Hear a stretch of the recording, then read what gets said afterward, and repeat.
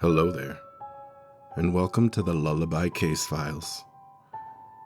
Thank you for joining me here tonight. Let's have a quiet moment, settle in, pull the blanket a little closer, give that pet one little nuzzle before we drift off into some of the horrors, the eerie circumstances, and the depravity that has occurred to us as a species.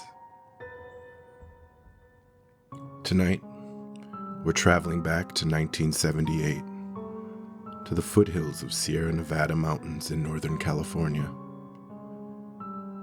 This is the story of 5 friends who vanished into the winter's night, leaving behind more questions than answers. This is the case of the Yuba County 5. Picture it, if you will, the small city of Yuba City, California, nestled in the Sacramento Valley. In the late 1970s, this was a close-knit community where everyone knew their neighbors and looked out for one another. Among the residents were 5 young men, all in their 20s and early 30s, who had formed an unlikely yet beautiful friendship. First, there was Jack Madruga, 30 years old, gentle eyes and a warm smile. Jack had served in the army, and though he struggled with schizophrenia, he was known for his kindness and reliability. He owned a green and white 1969 Mercury Montego, the car that would later become a central piece of this mystery. Then we have Jack Hewitt, 24 years old, often called Jackie by his friends.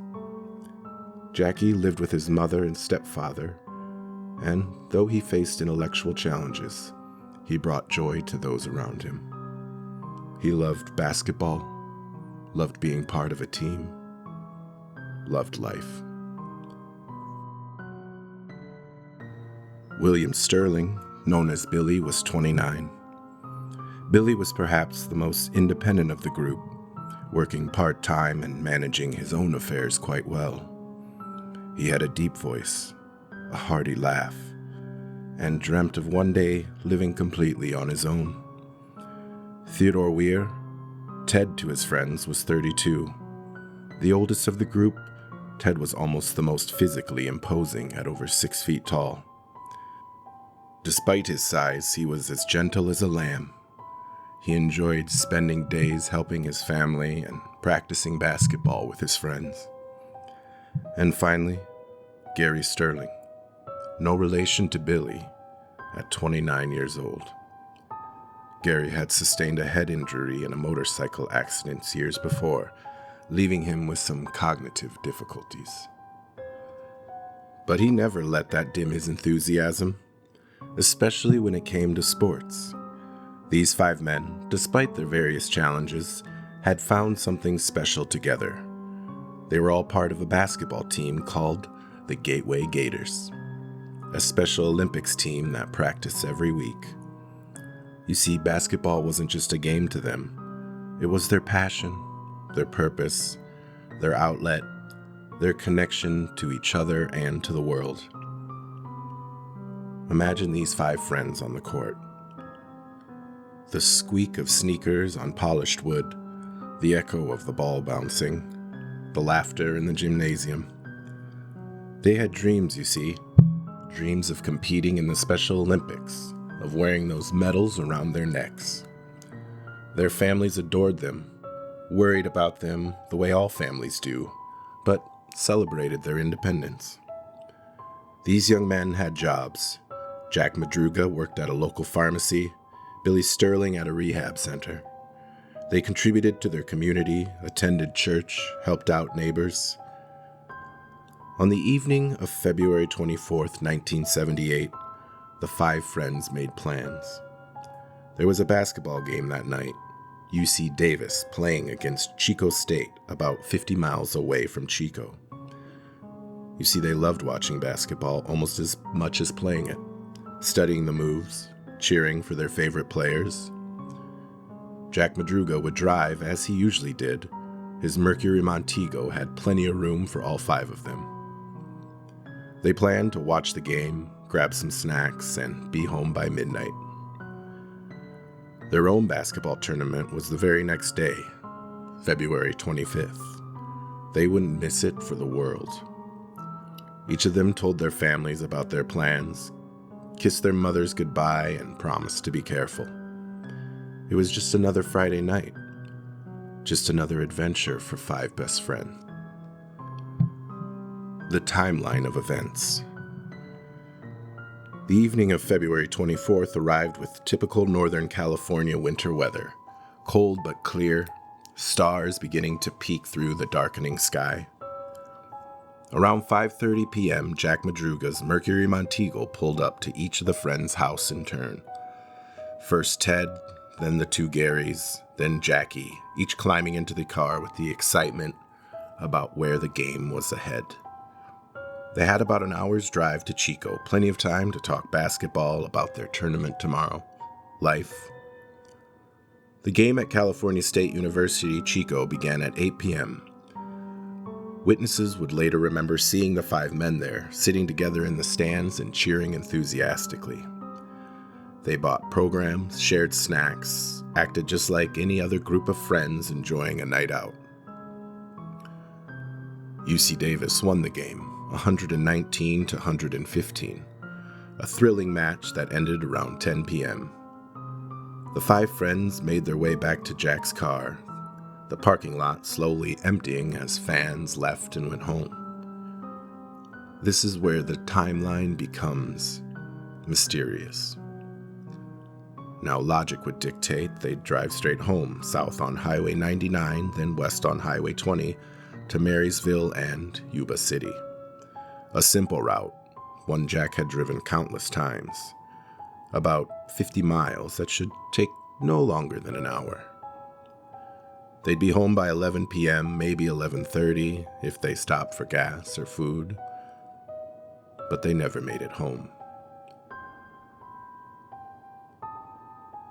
By Saturday morning, when the boys didn't show up for their beloved basketball tournament, their families knew that something was terribly wrong.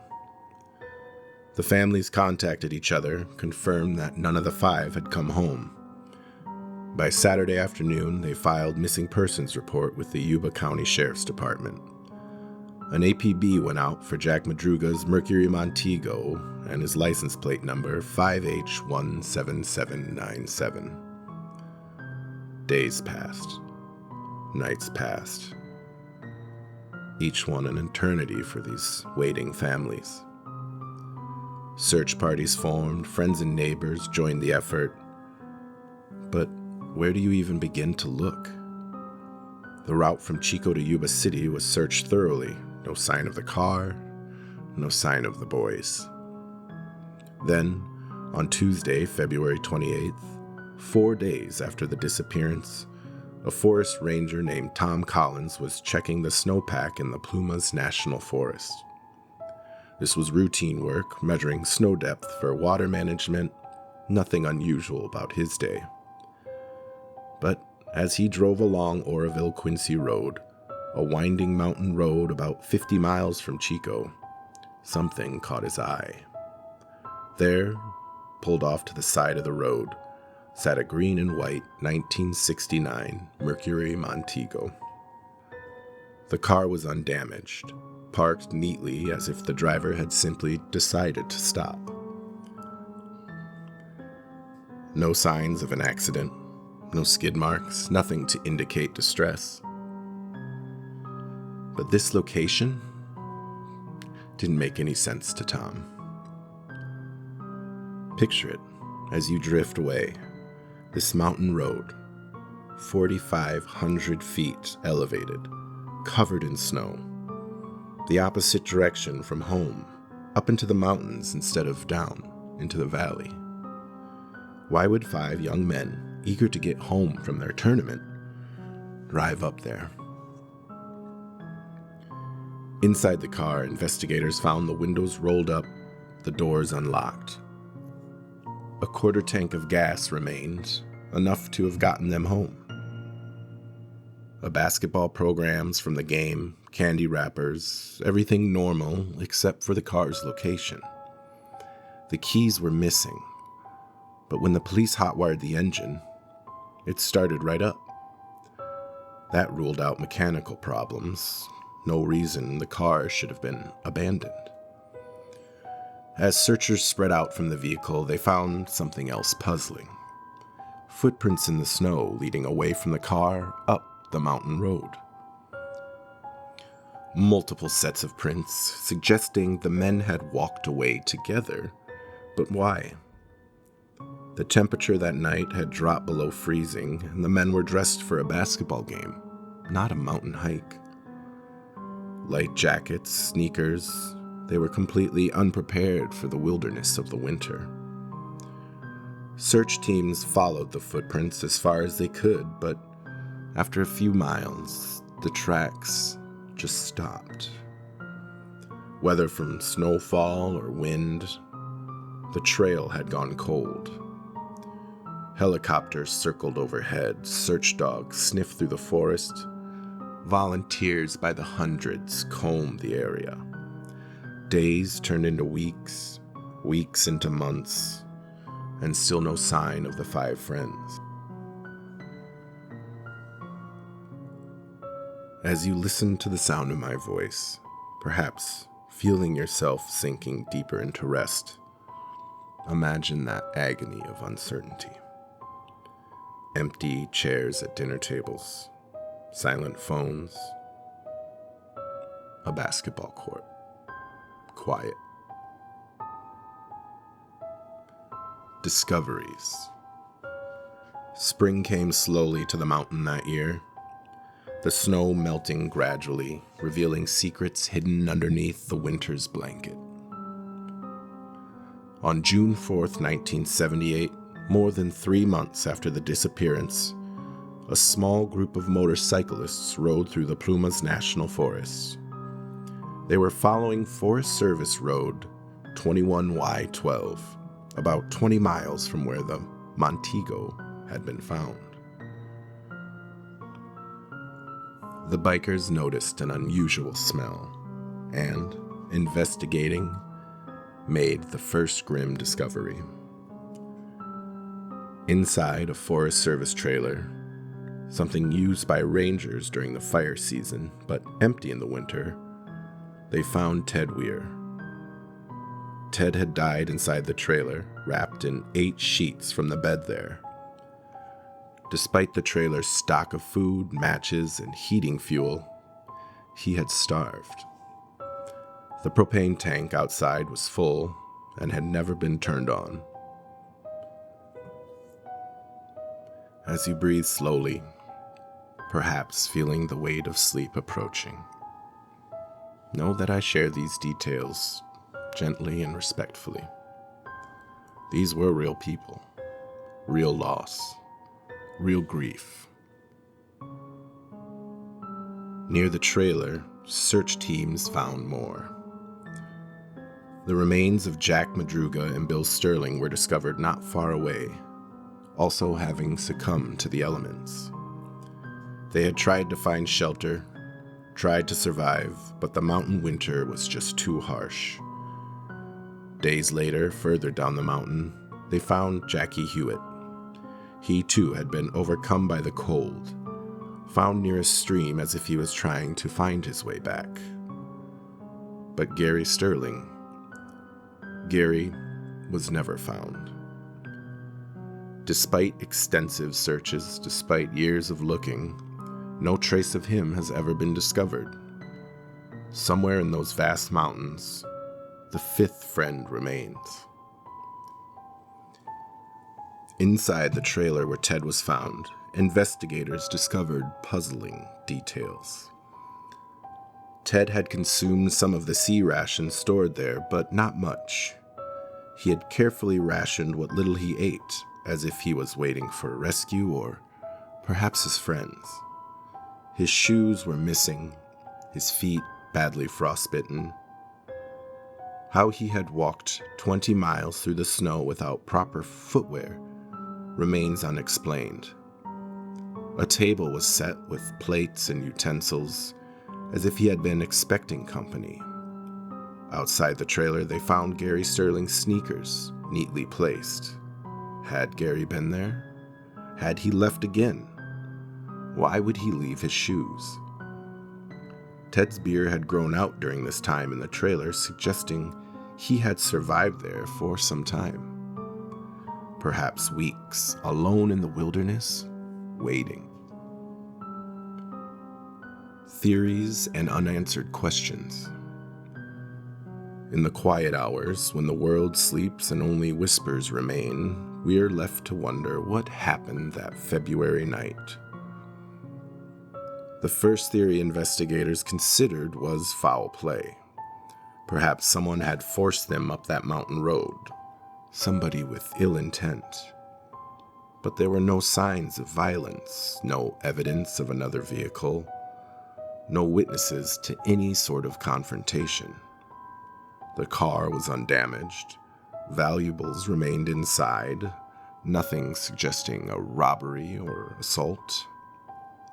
Some wondered if they had simply gotten lost, perhaps taking a wrong turn after the game, ending up on the mountain road by accident. But Jack Madruga knew these roads, had driven them many times. And even if they had gotten lost, why abandon a working vehicle? Why walk into the wilderness instead of simply turning around or waiting until daylight? Another theory revolved around Joseph Scones, a man who reported being stranded on the same mountain road that night. Scones claimed he had a mild heart attack, saw lights, heard voices, even saw a group of men. He had called out for help, but the men disappeared into the forest. Later, he managed to get his car started and drove himself down the mountain. But his story had inconsistencies, and some questioned whether he had been there at all.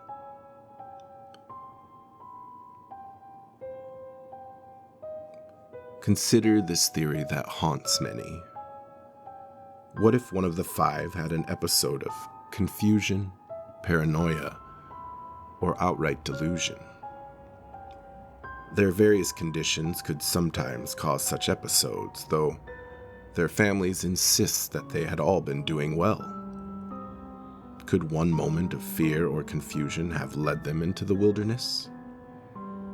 Possibly, but many agree this seems too incomplete. These were 5 grown men. Surely one would have insisted on staying with the car or simply walking back down that mountain. The basketball programs in the car, dated from the game they'd attended, proved they had been there.